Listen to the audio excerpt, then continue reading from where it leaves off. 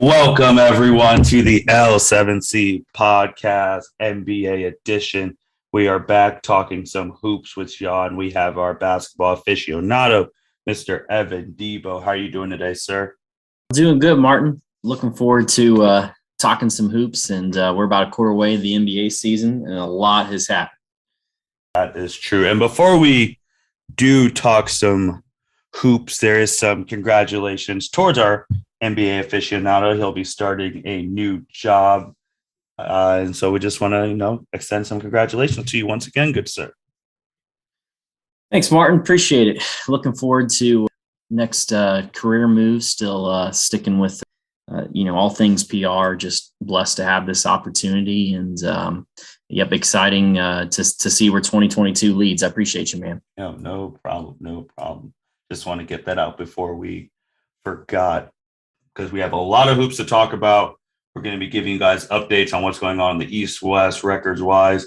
Obviously going to be previewing the Christmas games, because by the time you hear this podcast, it probably will be Christmas. Going to be talking about some new vaccination stuff with Toronto, Kyrie. And, of course, we got to end it talking about the Cleveland Cavaliers, because they are doing pretty well right now. But we're going to talk about the Western Conference. Evan, man, what's going on in the West? What are you seeing? What's going on? From the West, man, it's really been a two-horse race. There's been some other good teams in there, but I mean, a really two-horse race out the gate with Golden State and with Phoenix.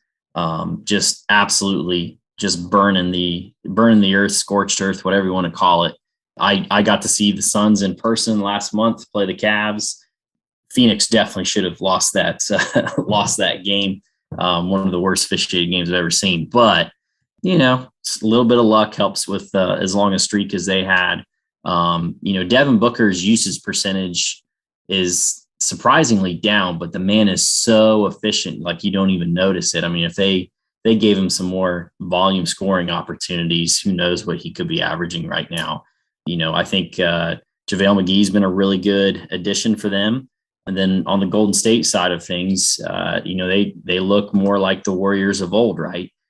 We're seeing, them start to round out. Curry is by far our first quarter MVP. Yes. Just as he's closing in on the all-time 3-point record, I think he's about 10 points away. Andrew Wiggins has been really, really solid. Jordan Poole has been phenomenal, averaging 18 a game. And then again, just solid contributions across the bench from Otto Porter to Damian Lee to Gary Payton. Gary Payton's been phenomenal off the bench.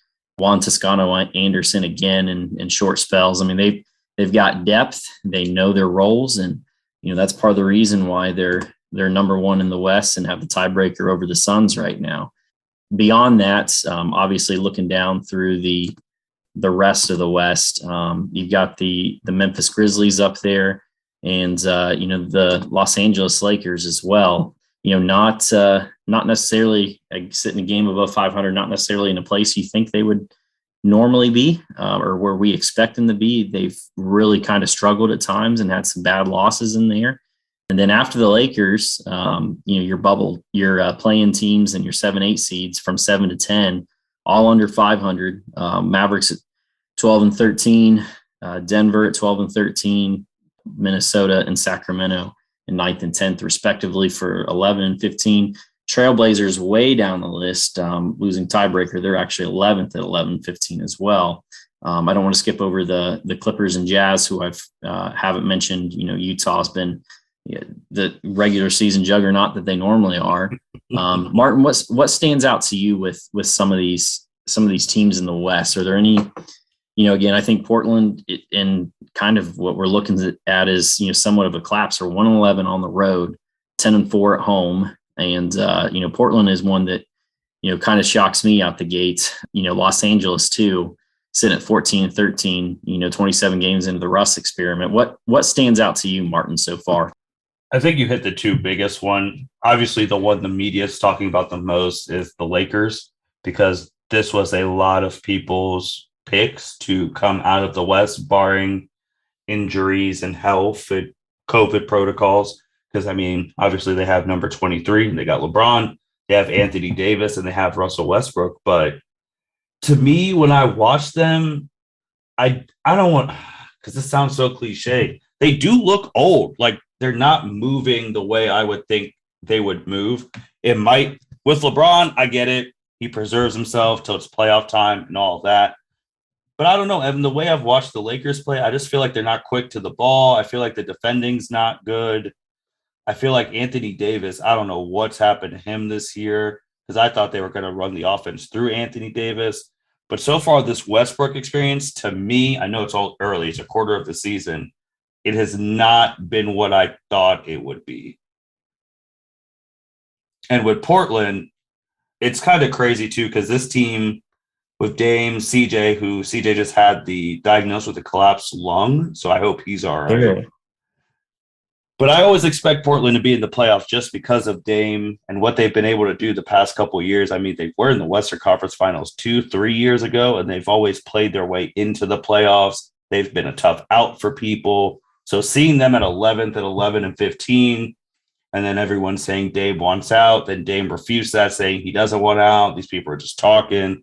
So those are the two biggest things for me. And I guess I will throw them a bone, a positive one. The Clippers being the 5th seed at 14 and 13, for people who remember, they do not have Kawhi Leonard. So them being above the Lakers too is something else. And also a little bit with Dallas, just because now there's reports saying how Luka himself said he came into the season out of shape. And I'm always a little bit high on Luka. Dallas, I thought they would be a little bit higher than the 7th seed. So those would be my 4. And then Denver, they're just holding on, waiting for Jamal Murray to come back. They did lose Michael Porter Jr., so those would be mine. How about you? To a couple of the teams that you pointed out in the West there, I mean, with the Lakers, again, we go back to, I honestly, I don't know that, I mean, I'm looking at Russ's stats right now, 19 and a half a game, 7.7 boards, 8.6 assists in 36 minutes, turn the ball over. I mean, he leads the team in turnovers. He also handles the ball the most at 4.6 a game. He's got to cut down on that. But I mean, his shooting numbers aren't atrocious. He's 45% from the field, 32% from three. I mean, obviously the free throw shooting sub 70, but I think it's more than that. I don't know if it's a scheming thing or what. There were some people pointing out in the last week that, just asked about the Lakers' woes to LeBron, and he could have absolutely gone above and beyond to back Frank Vogel in a couple instances. And it's not like he dogged him, but like he didn't take advantage of opportunities to say it's not Frank Vogel's fault or anything else. So here we go again with, LeBron wanting to be coached. And, again, I just keep thinking back to that trade that wasn't. And you think about the depth you still could have had with that Kings deal that went through with, you could have Buddy Hield, and if they ponied up to have Alex Caruso is just defending the lights out, maybe even in 6-man contention with the Bulls. I mean, those are some key players that, when you're talking spreading the wealth a little bit in depth, and, instead of Russell Westbrook, you have, Buddy Hield and Caruso still, and you could have Kentavious Caldwell-Pope still. I mean, those are some great defenders in there for a team that is hurting, on the defensive side of things, especially on the wing, with some of these aging bodies. So, I mean, I see some of that. Anthony Davis, 24 game, over 50% from the field, awful 19% from three. I mean, yes. I know that's not necessarily his game, but I mean, he's taking 2 a game here or there. And, again, they just look clunky. Again, it's still early. Who knows what come January, February, and then with buyouts and everything else. Obviously, they really don't have a whole lot to trade, but they just look clunky. And on Portland's side of things, just curious to see how that continues to unravel. I think earlier this week, it was announced that the Blazers have told the 76ers we're not moving Damian Lillard and not interested in moving Damian Lillard. I think that's one of the Ben Simmons destinations that keeps coming up, and they keep waiting on the shoe to drop of, all right, we're finally going to cave and and give you Dame or orchestrate something else to do that. But again, like you said, with, CJ going down with a serious ailment, collapsed lung, that's not good. Again, I was a little surprised. I was sad to see Larry Nance leave and head that way, before the season started, and thought he'd add some things to them defensively and playmaking wise, as a big who can handle real well and distribute. But those are my surprises in the West. You brought up Frank Vogel, and do you think he's going to last the rest of the season? Obviously, the Lakers can turn this around. It's the NBA. You can get on a nice 6, 7, 8-game win streak. But what do you think? Do you think Vogel's the problem, or you just think the clunkiness of this team put together is the issue? There's a phrase that, when you're kind of playing with house money and or you've fallen into luck with something that you're not supposed to have, it could be cars or houses or girls or guys, the inverse.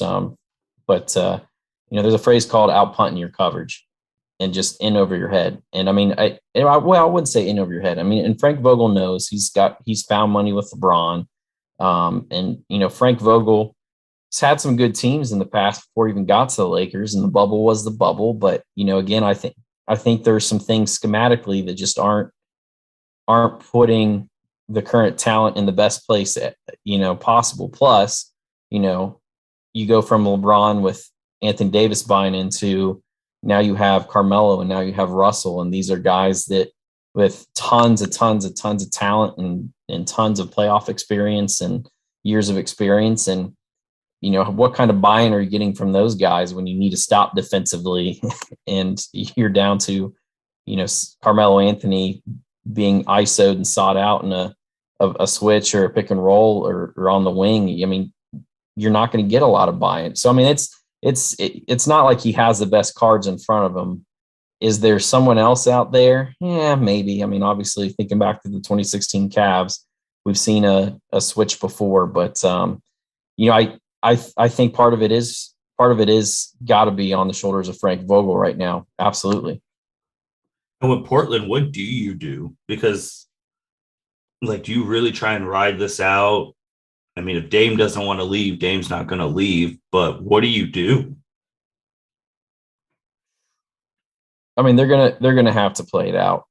They're in a really tough spot. I mean, it's in some regards, 11 wins, and 26 cracks at it. It maybe isn't the worst in the world, but again, the McCollum thing, they've just got to wait out, and they can't rush them back. And they still got some capable folks to win basketball games. But was Chauncey Billups the right hire, Martin? Right. At this point in time, I can't say that he is, to be honest. And I like Chauncey Billups a lot, but I can't say he was the right hire as of right now. I was sad to see Terry Stotts leave. I think Portland wanted to get past where they currently were, which was anywhere from a 5 to 8 seed, maybe a first round win team, and bounce in the second round. And, again, it's the phrase insanity is the repeated pursuit of the same things, expecting a different result. And, I respect they decided to move on in that regard, but I mean, I think they went with a flashy name necessarily in the X's and O's for a guy in his first, coaching stint. I think there are other folks out there they could have, tried to get to an extent, one of those being, the whole, Jason Kidd not getting out in front of that when he was available. Anything else more out west before we go to the east? Let's swing it east. We got the Brooklyn Nets up top right now at 18-8. Then we have the Chicago Bulls, second in the East right now, 17-9. Evan, I don't know if you've had a chance to watch any Bulls games, but they are very fun to watch. They absolutely are. I mean, we questioned some of the spending and some of the fits and stuff like that before the season started, and I mean they've been phenomenal to the tune of 17-9. They're pretty split down the middle, 8-4 at home, 9-5 on the road. Lonzo Ball's been a great addition. Like I said earlier about Alex Caruso's defending.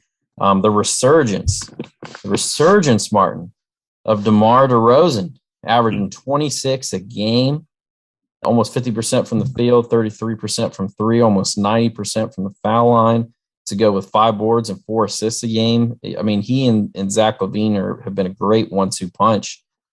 And I mean, they are so exciting to watch.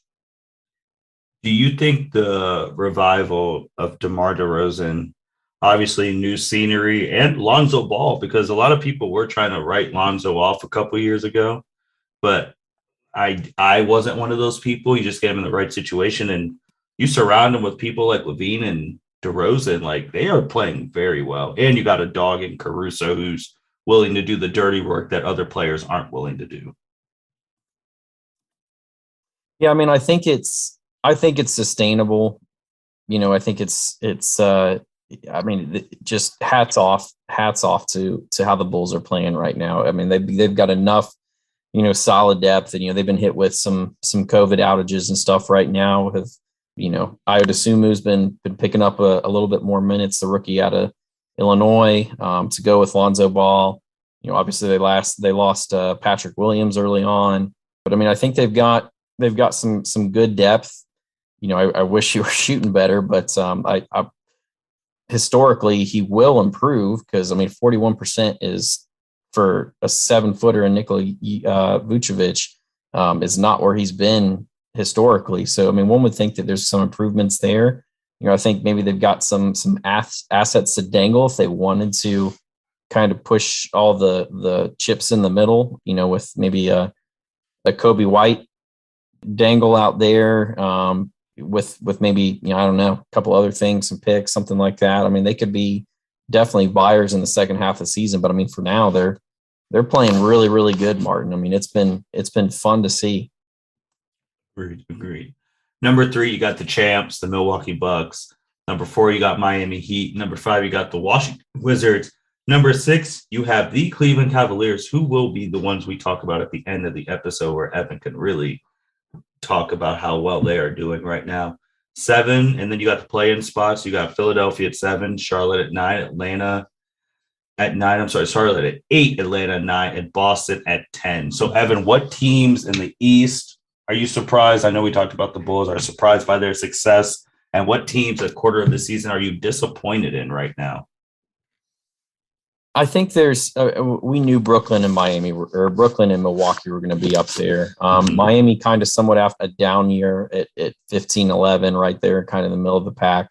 You know, they've been good. Tyler Hero arguably is your 6th man of the year, the way he's been playing, finally having that kind of rebound, or that resurgence of sorts, averaging 20 a game to go with 5 boards, 3 assists. I've really liked that. I mean, again, they spent a lot of money in the offseason on facilitating the Kyle Lowry deal of sorts. And I mean, Kyle's not, you know, just throwing haymakers, and that's not Kyle's game. He's in there to, you know, take charges defensively, be aggressive, distribute the ball. And I mean, it's been a good combination for them. I mean, I think PJ Tucker's had a heck of a year, you know, as a late signee for them, you know, 7 points a game too. I mean, it's Miami's back where they're at. I don't know if that is incredibly surprising to me. Back to your original question, the Washington Wizards for sure are up there for me in terms of a surprising team. You know, I think, you know, getting like a third of the Lakers starters absolutely helped, you know, again, and the big signing of Spencer Dinwiddie too. We knew that guy was certainly capable.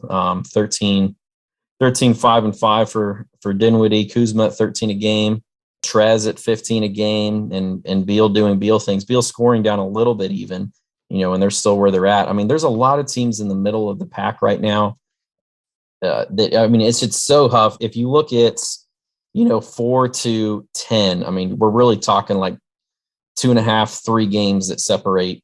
Well, I mean, really 2.5 games that separate the 4 seed from the 10 seed. I mean, there's a lot of really good teams in the East, and things will get clear as the season moves on and schedule moves on. And, you know, there'll be some teams that are maybe sitting, you know, 10, 12, something like that, maybe take a leap. You know, I think if I'm thinking about other successes again, yep, we'll save the Cavs for the end. They are absolutely with their jumbo lineup, and they really haven't been blown out at all this season. I mean, they're in every contest despite losing Colin Sexton for the year. Just phenomenal defensively. The Sixers, I think, are a surprise to me. Obviously, we're still waiting on the Ben Simmons trade. I worry too, Martin, if I can drop in. They are logging way too many minutes on Joel Embiid right now, a quarter of the way through the year. I mean, give me like, I don't know, 60-year-old Dikembe or something, or Olajuwon, like for 3 minutes a game to spell this man. Like, surely that is worth the investment. So that's been a little surprising to me. The Hornets have been a good surprise, I think, too. I mean, Miles Bridges, probably my two leading candidates for most improved would be, I think right now, would be Miles Bridges and one Darius Garland. Yeah. Miles Bridges has just been a great surprise for the Mr. Ball-led Hornets. And in terms of disappointments, I've got three. The Hawks, Celtics, and Knicks. I think the Pacers, we typically expect to be more competitive. Maybe they're in there too. But, I mean, again, it's not like these are devastating. They're just, 500 or a game or two below it. I mean, the Knicks, again, for the year they had last year, had the acquisition of Kemba, who's now banished to the shadow realm. I mean, that's still surprising to see. Alec Burks over him. That announcement was made, I think, 2-3 weeks ago. But I mean, they've been kind of a surprising letdown. Again, Boston obviously made the coaching change, and Ainge is out, but they got to make some moves and get some depth, or I think we talked a number of pods ago about there are a number of teams out there with great number twos, and if you look at them as just giant puzzles on each team that you're trying to solve, is Boston a team that could take a Jaylen Brown and do like if he's perfectly healthy, like some kind of McCollum swap, and maybe there's some other things involved. But I mean, there's tons of teams like the Celtics and the Trailblazers that have phenomenal 1-2 punches, but can never put anything around them. At what point do you split up, try to add depth, or just try to swap the parts? The Bulls somewhat did that a little bit with some pieces moving out, young assets they had, and look where they went. So that's surprising. The Hawks, again, they're 500, they're 13-13, but a team that went to the East Finals last year, one would think they'll make a move at some point, but those have been my surprises. Martin, what about you? So Boston, yeah, I agree with Boston and Atlanta. And also mine is New York as well, because obviously the year that New York had last year, which shocked everyone, made the playoffs, won a game in the playoffs, obviously ended up losing to the Hawks. Seeing them down at 12-14, I expected them to be one of those top 4, 5, 6 seeds, just building off of what they did last year. Obviously, it's early, but I was kind of disappointed in them. And with Boston, sometimes I feel like they're almost the Portland Trailblazers of the East. Like, they have two dynamic players, and obviously the furthest we've seen Boston get was the Eastern Conference Finals in LeBron's last year in Cleveland. But since then, they really haven't gotten far since. So they're almost similar to the Trailblazers, where you might have to move one of them to get some more pieces and just build around one of them and have some good role players around them. So those are my two, really, Boston and New York. And you said something about Embiid, and I agree. They need to lay off some of the minutes for him, but it kind of sucks when you have a all-star player in Ben Simmons who doesn't want to play for you guys, and you still have him on your roster. So, Evan, when do you think anything will be done about Ben? Are they really going to ride this all the way out? They may well. I mean, Daryl Morey is not rushed. I mean, you've got the stubbornness of Clutch meets arguably the most stubborn GM in the league, who both want to get $1.25 on the dollar, and that's not realistic. Yeah, I mean, I don't see an end to this anytime soon. I don't see anybody, especially with how competitive I think the season starts. I think that makes it worse. I mean, in terms of looking at the NBA landscape, like I said, I mean, 2.5 games separate 4 through 10 in the the East we just said. Mm-hmm. Are any of those teams not thinking, hey, give us another couple weeks with our current stuff? Like, we don't need to gamble on anything now. So why would they? I don't see an end to it anytime soon.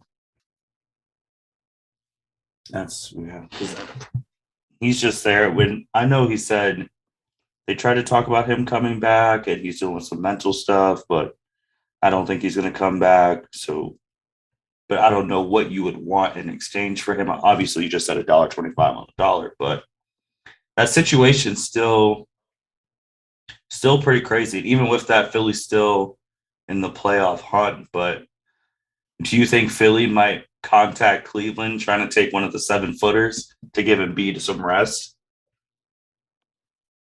Yeah, I just don't know what they're going to offer the Cavs right now. I mean, Cleveland's is definitely in a really good spot to, not even need to ride it out. I mean, maybe if there's a deal to be made around, if Kevin can come in and give them some spots at the 5, maybe kind of thing. Because I think the Cavs still want to do right by Kevin at some point. They know that, they're not a finals bound team. They're not an Eastern Conference Finals bound team. They're not probably not even a second round bound team if this trajectory keeps going how it's going.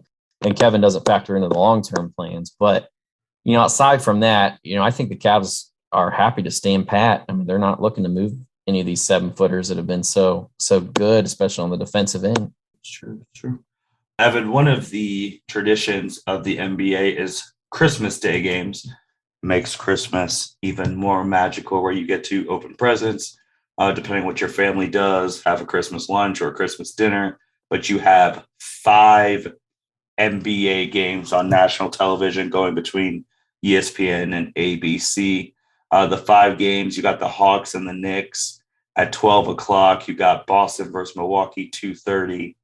Golden State and Phoenix at 5. It'll be a good one. Brooklyn and the Lakers at 8, and then Dallas and Utah with the nightcap at 10:30. Evan, which game are you looking most excited for, and who do you have winning these games as of right now, time of recording? Yeah, I think that's key as of right now, time of recording. I mean, there could be injuries in the next week. There could be guys, getting players back, that might affect things or swing things. In terms of excitement level, obviously, the top 2 teams in the West slayed against each other for, their second rematch, the Warriors Suns. That's going to be a great one in Phoenix at 5 o'clock. So usually at my house, that's we kind of snack throughout the day. Then it's an early 4 or 5 o'clock dinner. And that's on in the background. So that's what I'm looking for the most. In terms of who I've got again, as of today, I've got the Hawks over the Knicks, no matter how much the Knicks fans are screaming at Trae Young. I've got the Celtics I've got the Bucks defeating the Celtics in that matchup. I've got I'm going to take the Warriors again over the Suns. I assume by then we'll have some Klay Thompson action, and he'll make some waves in there. I'm going to take the Nets over the Lakers, and I'm going to take the Jazz over the Mavs. Oh, good. How about you? Good. I'm going to take the Hawks too. I'm going to take the Bucks.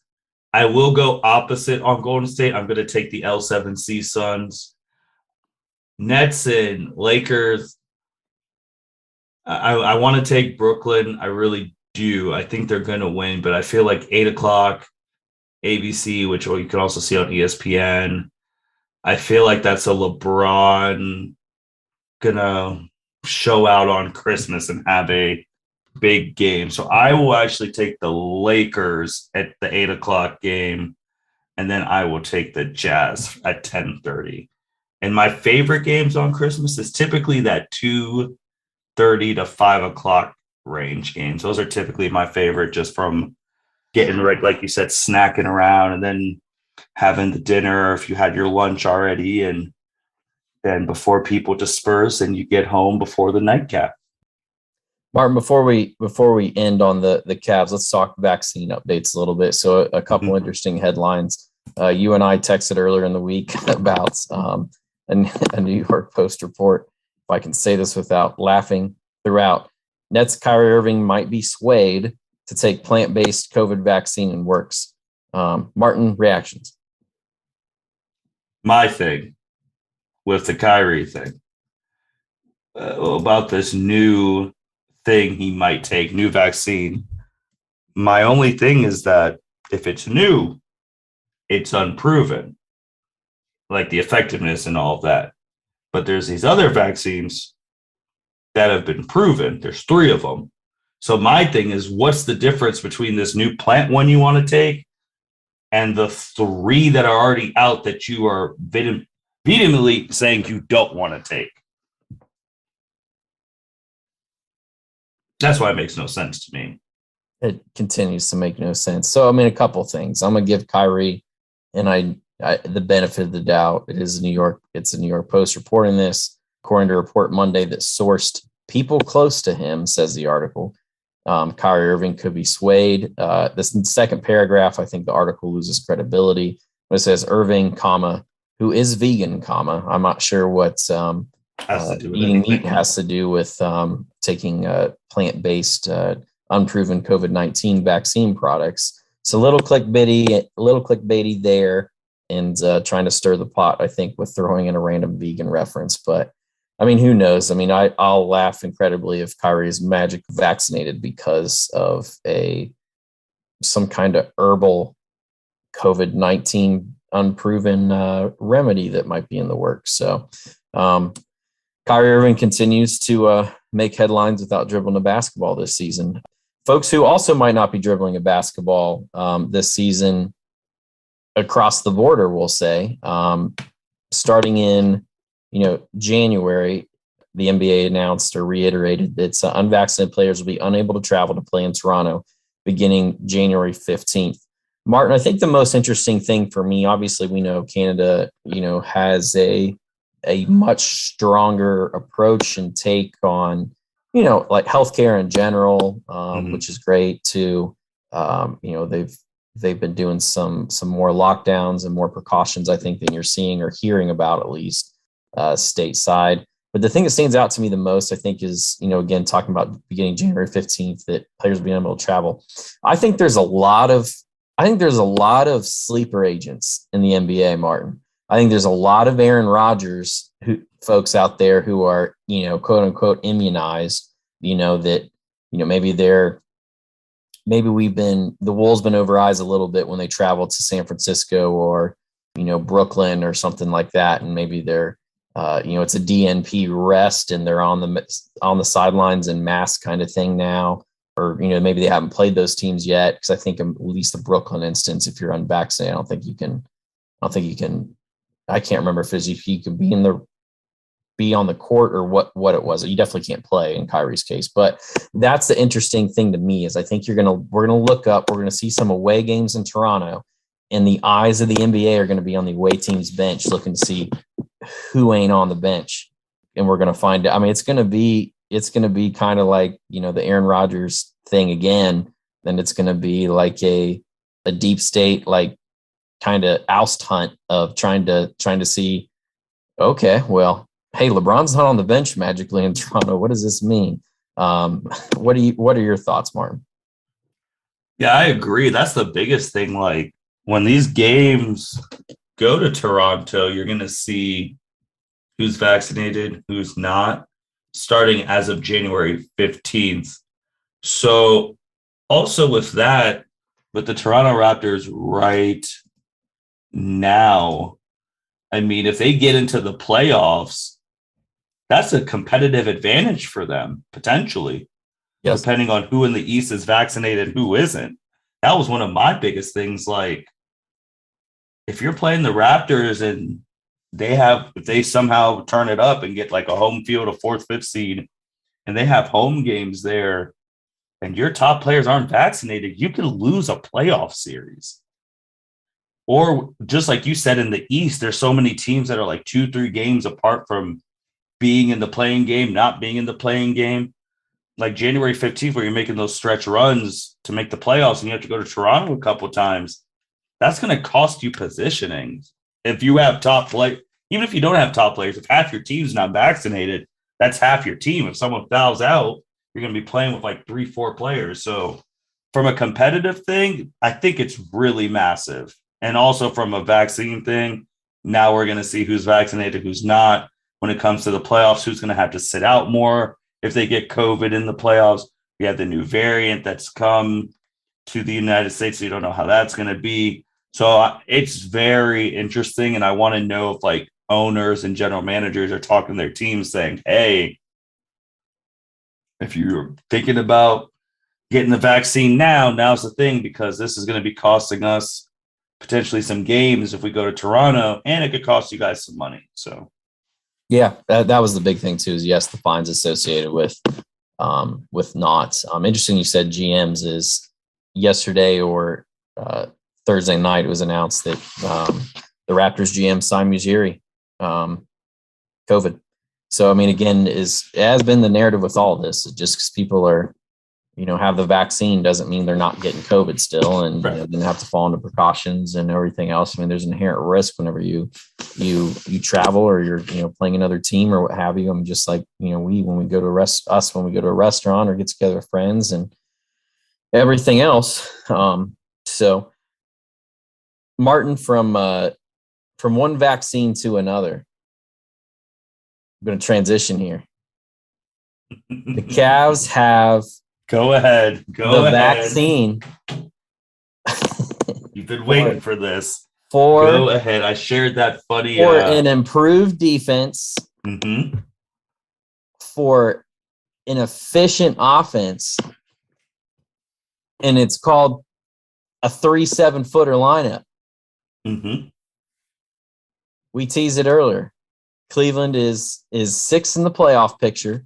If it started right now, they'd be in the playoffs. They've lost their leading scorer, Colin Sexton, who averaged 24 a game last year. They lost him. He's gone for the year, and they're still doing this.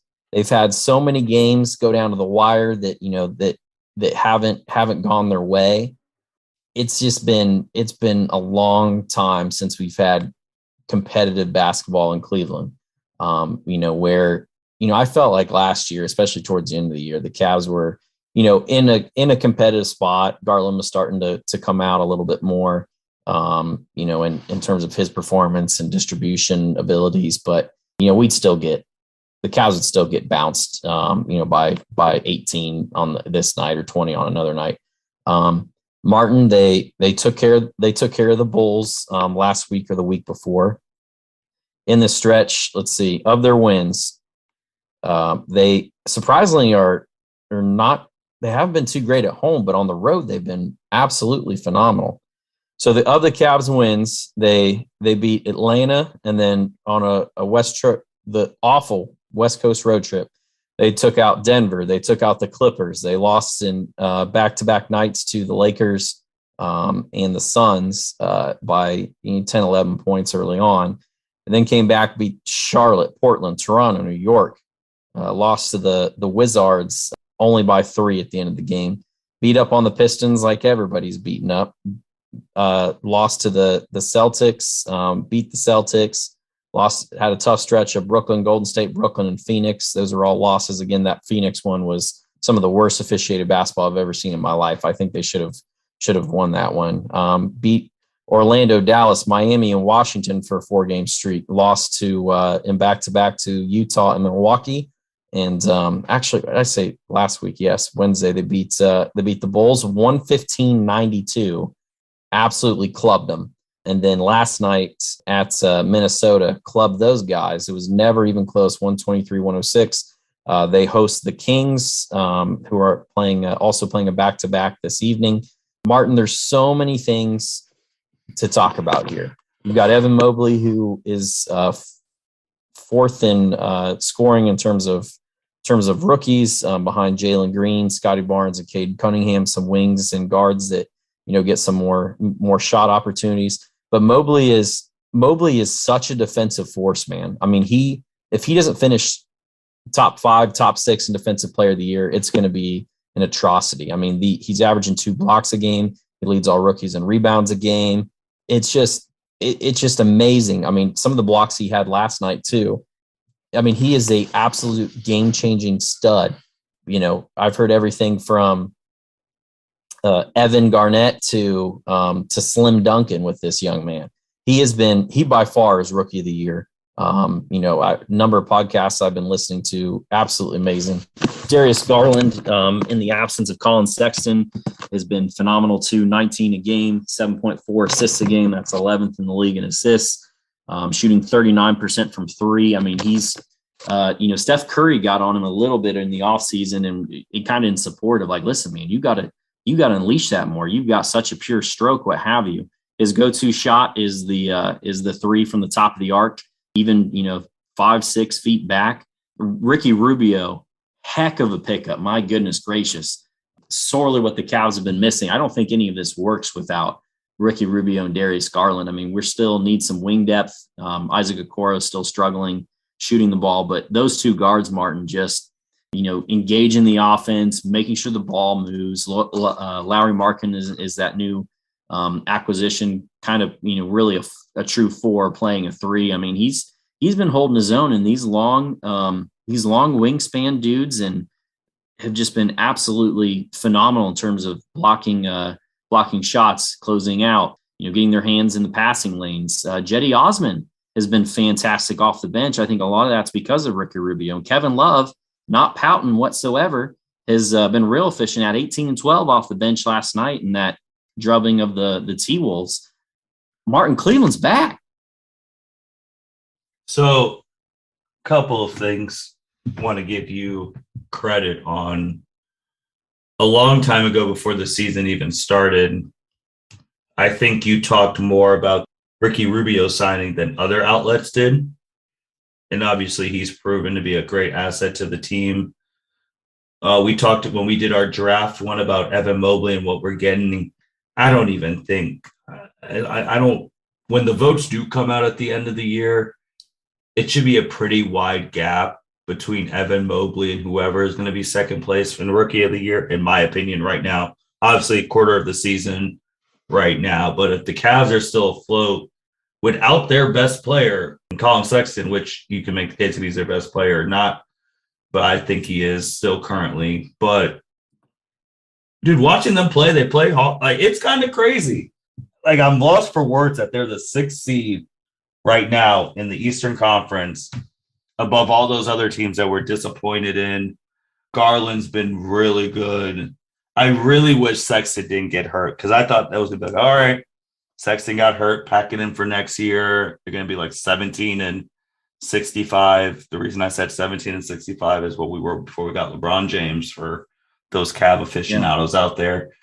But that 7-foot lineup that we talked about at the beginning of the year is like, oh, is it going to work? Is it not? It's worked. It's worked. I couldn't be more happier. And for the people out there who don't want to watch the Cavs right now because you think it's going to collapse, and, you know, it very well could be. Injuries are a thing, all of that. I would say just tune into a Cavs game. I mean, we live in Ohio, so you should get them for free depending on your cable or streaming provider. Just watch them. They are not bad. They are a pretty good basketball team. Am I saying they're going to win a playoff series? No, it's going to depend on whatever they get matched with. But Martin, I think they could win a playoff series. Like, so right now they're the 6th seed. So they would play they play Milwaukee right now. They would we ain't beating Milwaukee. So I mean, if there's too, like, depending on who we're at, like if the Hawks push back, like I'm not so sure we couldn't be competitive against a team like that. You know, the Heat, I'm not so sure we couldn't be competitive against a team like that. I think they could beat Washington if they could. Absolutely. We could beat Washington. I think we could beat, potentially we could beat Miami. You know, who knows with the 76ers. The one name I haven't mentioned yet, Martin, the for sure all-star on this team right now. So Cleveland's hosting the all-star game in the 75th anniversary of the league in February here in Cleveland. Are you going? I'm not going. The tickets are absurd. Like it's like to sit in the seat at the game, or, you know, Saturday night, stuff like that. We're talking like thousands of dollars, hundreds of dollars, and thousands potentially.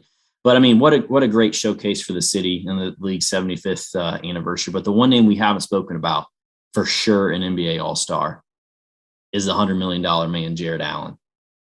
Guy has just been, I mean, one of the big 3 7-footers. But I mean, he's still so young. I just can't believe, I still can't believe Brooklyn just gave him up for nothing. They gave him up for nothing. I mean, this guy is, I mean, we've got a really good young core. I finally feel like we can say, hey, here are some 3 blue chippers that could be all-stars for sure. And Evan Mobley, Jared Allen, and Darius Garland. Like, that's the 3. And we're not even talking about, again, Colin Sexton. We're going to have to figure out something, again, they didn't come to terms on a rookie max extension before the season started. He was setting out to do a prove him type year, and we didn't get there. Again, he's still under contract for 1 more year after this. So we'll see what comes of, his development. But I mean, he's all in, Cav, just hard work ethic, everything else on him too. So, I mean, you really got 4 guys there. I don't want to say, like, I think we still need, I mean, we absolutely need some wing depth for sure. So, I mean, like, I'm not at the stage where, like, hey, let's push the envelope a little bit and try to bring in a wing and dangle a 1st-round pick. Like, I don't think we're quite at that stage yet. But man, I mean, like the bench depth, everything else, I did not see, like you said, I did not see the 7-footer stuff working. I was like, what in the world are we doing? Again, I'm fearful of, if Garland were to miss any time or Rubio miss any amount of time, how's the ball moving? Because I mean, suddenly you've got, your backups to your guards are like nothing now. Like literally, like Jetty can play some 2. Lamar Stevens is really a 3. Dylan Windler's kind of been, pushed to the bench. So, I mean, then you're running, like, if that happens, you've got like dudes like Kevin Pangos, like a 26-year-old rookie coming back into the league. You've got RJ Nembhard, like, who's heard of him, and Denzel Valentine kind of running your guard spots. Like, that's when stuff could go really sour. So we got to stay healthy is the big thing for as long as we can. But I just did not see this coming, Martin. And even to, like, I'll be honest, like, before the season started, I am just so shocked at Evan Mobley. I'm shocked in a good way. I'm glad I was, like, wrong. I was, like, skeptical. I mean, I bought too much into summer league, and I'm like, this dude ain't involved. Like, he's getting, some dump off dunks and splitting the lane and stuff. But I mean, that's more of a tribute to, again, why you can't put stock in summer league. We didn't have guards, who could effectively get him the ball and split pick and rolls and utilize them well. But I mean, what we just said about Anthony Davis, I think there's been a lot of comparisons to Mobley and Anthony Davis, right, wrong, and different from rookie to rookie type thing. But I mean, Anthony Davis, what we say, shooting 19% from 3. Evan Mobley's hitting 33% of his threes, Martin. Yes. Yeah. Whew. Love this team. A must see, as you said. Evan, when we come back, which will probably be all-star, definitely all-star weekend because it's in our state, and talking about that, or maybe MLK. When we come back next time, will Cleveland still be in playoff contention? What do you think? Yeah, I mean, they're not. I don't think they're going to get past. I don't think they're going to move out of, for sure. Like, I think they're not. I mean, unless some catastrophic injuries happen to Garland and or Rubio, I think they can survive some other people missing. Like, if Markkanen missed some, you could have Love in there, like those kinds of things. You could have Jetty fill in your 3 to 5. But if you lose either of those 2 guards, with how well those 2 guards go is how well we go in terms of making the playoffs this year.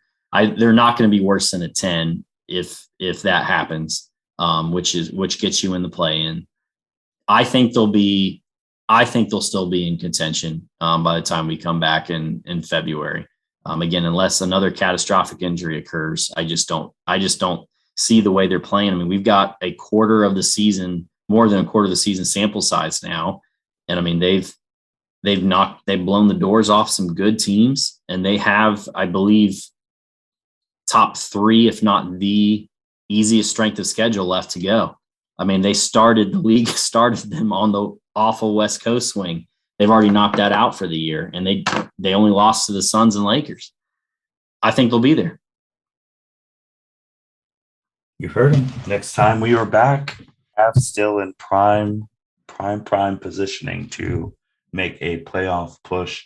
And you brought up Jared Allen. 17 points, 11 rebounds. Just wanted to throw that out there. Watch the Cavs. Just watch a game. Just watch them. Watch a game. That's all I'm saying on that. Evan, anything else you wanted to bring up before we close shop? Nothing else basketball wise. As always, thanks for listening, folks. Hope wherever you find this, happy holidays to you and yours, wherever you celebrate, however you celebrate, and hope it's a recharging time to get some rest in, spend some time with loved ones, and I'm looking forward to a great 2022. Yeah, I have nothing more to add on that. Just again, happy holidays, whatever you celebrate during this holiday season. Even if you do not celebrate any holidays, like Evan said, use it as a time to be with family, friends, end the year on a good note so that when we come back in 2022, you hear more positive Cavs talk. And with that being said, thank you everyone for listening to the L7C podcast. Merry Christmas, happy holidays, happy New Year. We'll be talking to you guys soon. Thank you for listening to this episode of the L7C podcast. Be sure to like, rate, review, and subscribe to the channel. Follow us on all social media platforms, and we'll be talking to you guys soon. Take care.